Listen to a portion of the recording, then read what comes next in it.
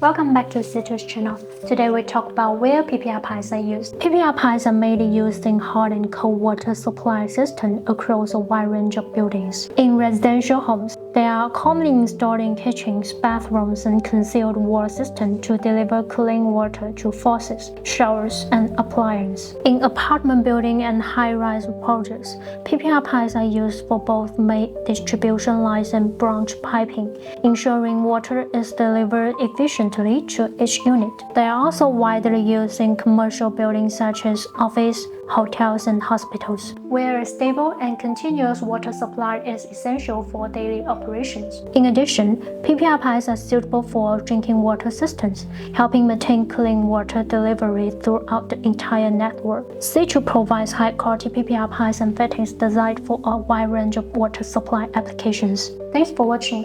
If you have project requirements, feel free to contact us.